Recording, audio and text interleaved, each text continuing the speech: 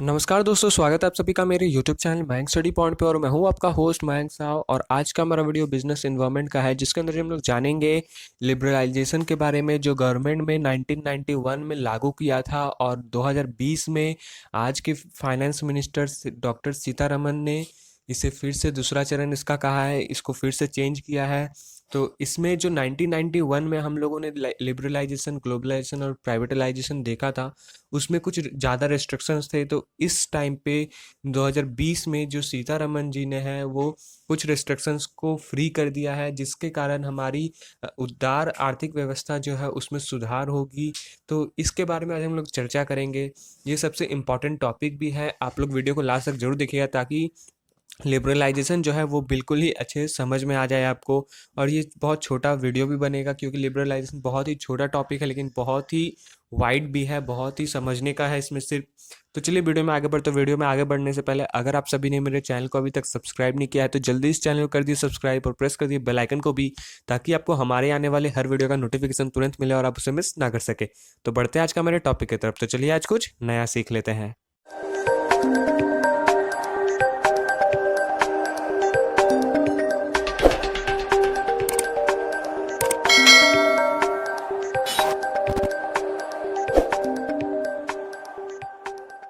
तो दोस्तों, अब हम लोग यहाँ पे बात करें लिबरलाइजेशन प्रोसेस की। लिबरलाइजेशन प्रोसेस होता क्या है, यानी कि यहाँ पे सबसे पहले हम लोग लिबरलाइजेशन के बारे में समझते हैं।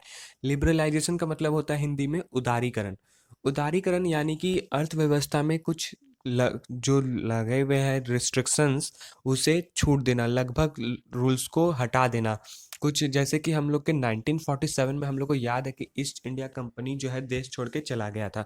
तो जब 1947 से पहले का जो था, जो हम लोगों ने क्लास 10 में हिस्ट्री में पढ़ा था, उसमें लिबरलाइजेशन, ग्लोबलाइजेशन और प्राइवेटलाइजेशन नहीं था। तो उस टाइम पे क्या था, हमारा देश जो था वो ओपन इकोनॉमिक था, जो कि कोई भी आ सकता था बाहर से, बिजनेस कर सकता था और जा सकता था। उसे कोई टैक्स नहीं देना पड़ता था, उसे किसी तरह का मतलब पैसे भारत को देने नहीं पड़ते थे। तो इसी का फ़ायदा ईस्ट इंडिया कंपनी ने हमारे देश से उठाया। वो हमारे देश में आके हमारे ही लोगों को काम करवा के, मजदूरी करवा के, सही पैसा नहीं दे के, अब उस फिनिश्ड गुड्स को अपने दूसरों देशों में जाके 10 गुना मुनाफा, 2 गुना मुनाफा कमाते थे और हमारे देश को कुछ नहीं देते थे। तो इसी कारण से हमारा जो सरकार था, हमारा जो गवर्नमेंट था, उन्होंने क्या किया, 1947 में ब्रिटिश इंडिया कंपनी को हमारे देश से निकाला। और वहाँ पे उस समय क्या कर दिया, लागू कर दिया गया कि देश जो है हम लोग का बंद अर्थव्यवस्था है, जो इसी देश में रह के इसी देश में काम करेगा। और ना इसका पैसा बाहर जाएगा, ना बाहर का पैसा देश में आएगा, ना ही देश का सामान बाहर जाएगा, ना ही दूसरे देश का सामान भारत में आएगा। इसी को किया गया था। लेकिन 1991 में जाके लिबरलाइजे यहाँ पे तीन कुछ रिस्ट्रिक्शंस को, इकोनॉमिक रिस्ट्रिक्शंस को हटा दिया गया, कुछ कुछ रिस्ट्रिक्शन को, जिसमें क्या होता है कि भारत का जो सामान है वो विदेश जा सकता है और विदेश का सामान जो है वो भारत आ सकता है। लेकिन उसमें क्या था कि उसमें कुछ रूल्स एंड रेगुलेशंस थे। वो रूल्स ये थे कि अगर आपको बाहर में जाके बिजनेस करना, तो आपको गवर्नमेंट से जो है परमिशन लेना होगा, या फिर बाहर का कोई आदमी अगर इंडिया में बिजनेस करना चाहता है तो उसके लिए वो गवर्नमेंट को परमिशन देना पड़ेगा।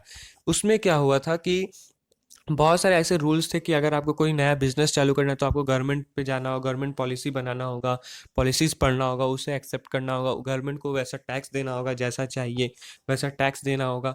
तो इसमें भी बहुत रिस्ट्रिक्शन थे, जिसके कारण जो है अर्थव्यवस्था में थोड़ा बहुत उतार चढ़ाव होता रहता था। और ये सबसे ज़्यादा उतार चढ़ाव किस में होता था, जब स्टील प्लांट जो होते थे, टेलीकम्युनिकेशन जो होते थे, जो पावर सप्लायर्स होते थे, उन लोगों के साथ ऐसा प्रॉब्लम्स होता था, ऐसा प्रॉब्लम क्रिएट होता था। तो उस समय क्या हुआ, 1991 में वो हम लोग का पहला चरण था। तो वो हम लोग का चला लिबरलाइजेशन। वहाँ से हम लोग को लिबरलाइजेशन यानी कि उदारीकरण, प्राइवेटलाइजेशन और ग्लोबलाइजेशन का पता चला। ये सब इन तीन प्रोसेस का पता चला, जिससे हम लोग शॉर्ट में एलपीजी भी कहते हैं। एलपीजी लिक्विड, लिक्विड वो नहीं होता है, वो गैस नहीं है। यहाँ पे लिबरलाइजेशन, प्राइवेटलाइजेशन और ग्लोबलाइजेशन को हम लोग यहाँ पे एलपीजी बोलते हैं। तो आज की इस वीडियो में हम लोग लिबरलाइजेशन के बारे में जानेंगे। तो यहाँ पे 1991 में कुछ रिस्ट्रिक्शंस थे, जहाँ पे न देश दूसरे को बाहर जाने के लिए अनुमति देता था, ना ही दूसरे देश को भारत में आके काम करने के लिए अनुमति देता था। और जिसे देता था वो कुछ रूल्स एंड रेगुलेशन और कंडीशंस के थ्रू होता था।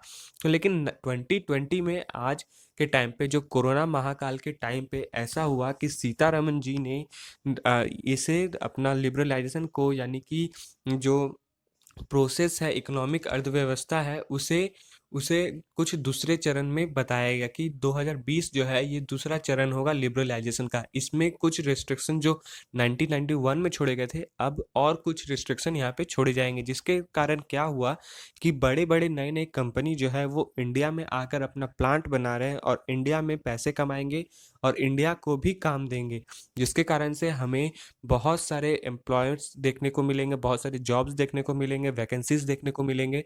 ये सब हम लोग को देखने को मिलेंगे लिबरलाइजेशन प्रोसेस में। इसके थ्रू हम लोग को देखने को मिले पैसा है भारत में भी रहेगा, और भारत का पैसा विदेश भी जाएगा, विदेश का पैसा बाहर भारत भी आएगा। तो ये सब के बारे में हम लोग बाद में बात करेंगे, ये सब दूसरा टॉपिक हो जाता है। तो अब हम लोग यहाँ पे बात करें अपना टॉपिक का। In the year 1991, India started the process economic reforms, and its basic objective was to transform the controlled economic into open economic। तो 1991 में इंडिया ने एक प्रोसेस स्टार्ट किया इकोनॉमिक अपना सही करने के लिए, अर्थव्यवस्था को, आर्थिक अर्थव्यवस्था को अच्छा करने के लिए, कि उन्होंने कुछ ऑब्जेक्टिव्स और ट्रांसफॉर्म किए, कुछ कंट्रोल्स लगाए, ताकि जो ओपन इकोनॉमी है उसे, सॉरी, जो कंट्रोल्ड इकोनॉमी है उसे ओपन इकोनॉमी में चेंज किया गया ट्रांसफॉर्मेशन द्वारा। पहले जैसे कि 1947 के बाद कुछ रेस्ट्रिक्शंस लगा दिए थे कि इंडिया से बाहर कोई देश जो है काम करने, इंडिया का कोई आदमी विदेश बाहर काम करने नहीं जाएगा, और विदेश का आदमी इंडिया काम करने नहीं आएगा, कोई भी व्यापार करने नहीं आएगा। लेकिन 1991 में इसे फिर से चेंज कर दिया गया है, लेकिन उसके कुछ rules and terms and conditions लगा दिए गए।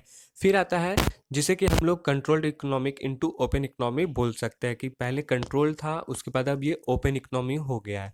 फिर in India large scale industries, यहाँ लार्ज स्केल इंडस्ट्री को मैंने इसलिए फोकस किया है कि ताकि आपको समझ में आए, जो बड़ा बड़ा इंडस्ट्री होता है जैसे कि स्टील कम्युनिकेशन, ऑटोमोबाइल्स का, टेली कम्युनिकेशन, पावर सप्लायर, और भी ऐसे बहुत बड़े बड़े जो कंपनी जो कार बनाते हैं, ट्रक्स बनाते हैं, इन सभी को लेके बोला गया है।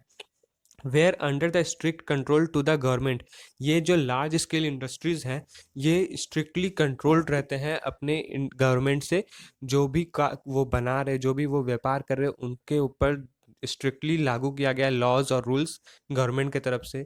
1991 में large industrial sector was reserved for the public enterprise, no private company can start business in this sector before 1991। और इसमें क्या था कि यहाँ पे इंडस्ट्री वही चलेगा जो गवर्नमेंट बना रहा है, ऐसा नहीं कि प्राइवेट कंपनी भी बना सकता है। प्राइवेट कंपनी 1991 से पहले कोई भी प्राइवेट कंपनी अपना बिजनेस स्टार्ट नहीं कर सकता है, जो भी स्टार्ट करेगा वो सिर्फ और सिर्फ गवर्नमेंट ही स्टार्ट कर सकता है। तो ये कारण था।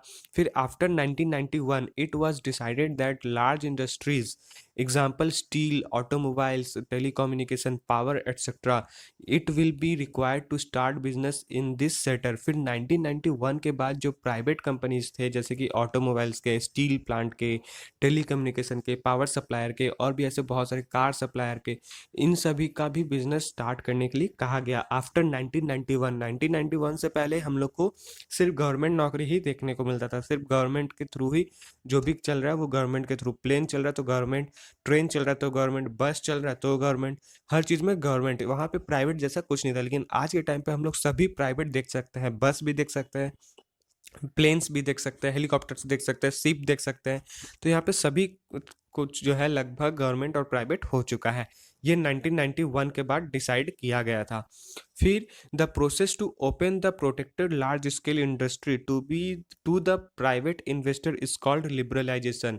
फिर जो ये प्रोसेस को चलाएगा, जो ओपन कर रहा है, जो प्रोटेक्टेड है, उसमें लार्ज स्केल इंडस्ट्री को जो है प्राइवेट इन्वेस्टर्स को लिबरलाइजेशन प्रोसेस किया गया, जो कि इन्वेस्ट कर रहे, जो प्राइवेटली इन्वेस्ट कर रहे हैं उन लोग को। तो यहाँ पे जो प्राइवेट इन्वेस्टर्स हैं उन लोगों को लिबरलाइजेशन प्रोसेस कहा गया। लिबरलाइजेशन उन्हें ही कहा गया जो इन्वेस्ट कर रहे, जो प्राइवेट कंपनी, जो प्राइवेट बिजनेस स्टार्ट कर रहे हैं, उन लोग को नया नया इन्वेस्टर्स देखने को मिलते हैं। वो लोग जो इंडस्ट्रियल इन्वेस्टर्स होते हैं उन लोग को लिबरलाइजेशन प्रोसेस जानना पड़ता है, उन्हें समझना पड़ता है, जो लार्ज स्केल इंडस्ट्री में काम कर रहे होते हैं। फिर the major purpose of liberalisation was to free the large private corporate sector from government control। फिर ये मेजर पर्पस भी होता है लिबरलाइजेशन का कि जितने भी बड़े प्राइवेट सेक्टर कंपनीज हैं, कॉरपोरेटर्स हैं, उनको गवर्नमेंट कंट्रोल के कुछ नियम को फॉलो भी करना होता है और उससे कुछ रिस्ट्रिक्शन हटाने भी पड़ते हैं गवर्नमेंट को। फिर it abolished industrial licensing for all projects expect for 18 industry. फिर इसमें कुछ इंडस्ट्रियल लाइसेंस भी बनाने पड़ते हैं जो एपोलाइज्ड करने पड़ते हैं ऑल प्रोजेक्ट्स के लिए, जो 18 इंडस्ट्री के लिए लागू नहीं की जाते। एक्सपेक्ट 18 इंडस्ट्री, इन इंडस्ट्रीज पे ये रूल्स लागू नहीं होते हैं। वो रूल्स क्या है, वो इंडस्ट्री क्या है, अगर आप गूगल करोगे तो आपको अच्छे से समझ में आ जाएगा। मैं उतना एग्जाम्पल पे नहीं बताऊंगा कि आप क्या कर रहे हो, क्योंकि ये हमारे टॉपिक नहीं है। हमारे एग्जाम में यही पूछा है कि लिबरलाइजेशन प्रोसेस क्या होता है, उस वो कब स्टार्ट हुआ था, यही सब पूछा जाएगा। तो हम लोग वहाँ पे 18 इंडस्ट्रीज के बारे में हम लोग यहाँ पे बात नहीं करेंगे और रूल्स के बारे में बात नहीं करेंगे। अगर आपको रूल्स जानने हैं तो फिर आप गूगल कीजिए, 18 इंडस्ट्री के बारे में जानिए, वो आपको बताएगा। फिर आता है the goals of liberalisation. Liberalisation का गोल्स क्या है? तो सबसे पहला तो हायर रेट ग्रोथ यहाँ पे करना पड़ता है। कैपिटा इनकम, जो पर कैपिटा इनकम होता है उसको अचीव करना होता है। हायर रेट ग्रोथ को अचीव करना होता है जितना ज़्यादा हो सके।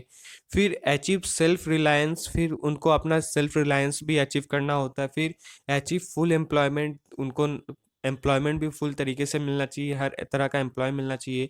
फिर रिड्यूस द पॉवर्टी लेवल, फिर पॉवर्टी लेवल जो है उसको रिड्यूस करता है। उसके बाद to enlarge the industrial base and remove industrial sickness. फिर इंडस्ट्रियल बेस को स्ट्रॉन्ग करना पड़ता है, बेस स्ट्रॉन्ग बनाना पड़ता है, और इंडस्ट्रियल सिकनेस जो भी प्रॉब्लम्स है उसे हटाना पड़ता है।